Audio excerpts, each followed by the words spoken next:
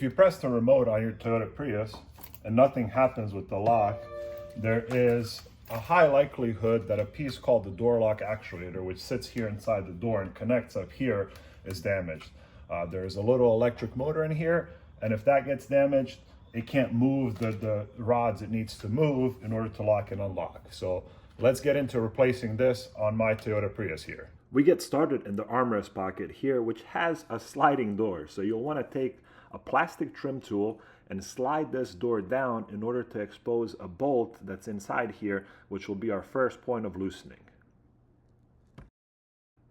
Once that's loose, we'll want to move up to the actual door handle itself, and again, we'll use a plastic trim tool to pop off this plastic cover behind it. This will allow us to remove the second bolt holding the door panel in place. Once that bolt is removed, we can move down to the window switch area, and once again we'll use a plastic trim tool to pop the window switch assembly up, and then we will remove two electrical plugs and set the window switch off to the side. This exposes the third and last bolt holding the door panel in place.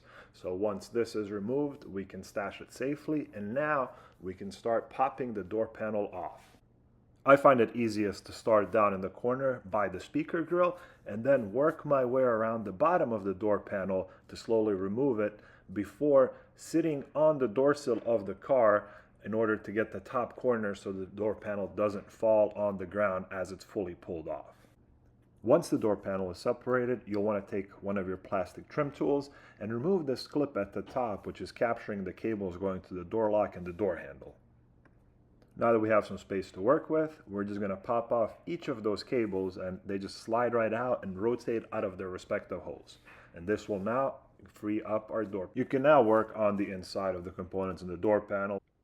Next, we'll take a T30 Torx bit and loosen the bolts holding the door lock actuator to the outside of the door. There is a vertical brace mounted inside of the door, and we'll need a 10mm socket to remove the two bolts that hold it in place. Our next step will be to loosen some of the wiring that's mounted across the black cover here. Once the wiring clips are loosened, we'll want to remove the two quarter-turn plastic clips that you see here in white. Next, we'll start popping some of the other plastic push pins in order to be able to loosen this plastic trim cover. I recommend fully removing the trim cover, as you'll see me later do, instead of leaning it like I did here at first. Once the plastic trim cover is loose, we want to work the door lock and door handle actuator cables out of the hole in the cover. Once the cables are loose, now it's really about wiggling the door lock actuator assembly out of the door itself. We want to be careful because there are linkages for the outside door lock and door handle, so we want to carefully pull it out. This is a good time to compare the door lock actuator you just pulled out to the replacement that you have on hand, just to make sure that it all fully matches and that the linkages are the same length. As I mentioned earlier, it's probably easier to just fully remove the black plastic cover, so here I am unclipping some of the wiring so I can fully remove it before installing the new door lock actuator. Before installing the new actuator, take a look inside of the door and see where the linkages are that lead to the door handle and to the door lock assembly, as those will need to be keyed to the new actuator.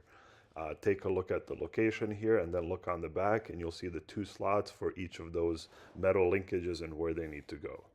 I recommend slowly inserting the door lock actuator and starting by lining it up with the linkage that comes out of the door lock assembly on the outside. After that is lined up, I recommend inserting the linkage that goes up to the handle and aligning the electrical connector before starting to insert some of the outside bolts in order to keep it in place. Once those bolts are slowly secured, you can go ahead and tighten them. And then I recommend temporarily plugging in the door lock actuator so that we can do a test and make sure that everything is working properly before starting to reassemble the rest of the pieces. You should be able to push and pull manually on the linkages to test that everything is aligned properly before testing with the remote to make sure the actuator is working. I also recommend grabbing the physical key and going to the outside of the door just to make sure that it turns properly and everything is keyed the right way. We can now start assembling everything back into place, and we're going to start with that black cover and making sure that the linkages coming from the door lock actuator go back through the same holes that they came out of, and then slowly we can start aligning the cover to the white plastic clips in the door itself. Once those are aligned, we can pop them into place, and then slowly we can start inserting the quarter turn white clips that we removed in the beginning. Make sure to clip all the wiring back into its original location so there aren't any snags, and to organize everything so it doesn't get pinched when the door panel goes on. Once that is complete, we can go back to installing our metal brace. Make sure that is aligned properly because it is a single orientation so that it can line up with the bolt that comes through the door panel. Once everything is tight, I recommend checking those door lock actuator cables one more time just to make sure that nothing got pinched as that black cover was reinstalled before you put the door panel back on and close it up.